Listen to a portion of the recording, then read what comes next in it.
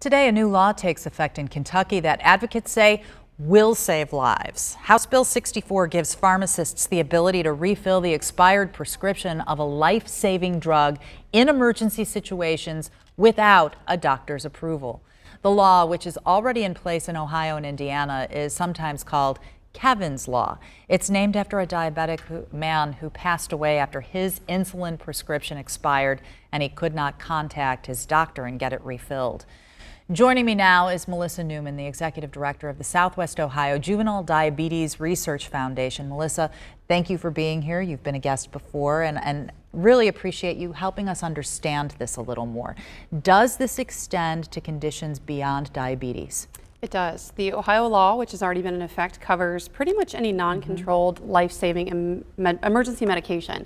The Kentucky expansion today now covers medications, not just including insulin, but also things like asthma inhalers that previously were not available in a 3-day supply. So it extends that previous 3-day protection up to 30 days, which is huge for people with type 1 diabetes and that also suffer from asthma. And it's one of those things, you know, we hear a lot about people foregoing refilling prescriptions because of cost. This is kind of a Band-Aid, right? It kind of is. So at JDRF, we fight for many things. We fight for a cure, we fight for insulin affordability, and even accessibility. Even if you have great insurance, if your prescription expires, if the pharmacist right now hasn't been able to reach your doctor, you don't get your prescription refilled, and that's unfortunately what happened to Kevin Howdyshell.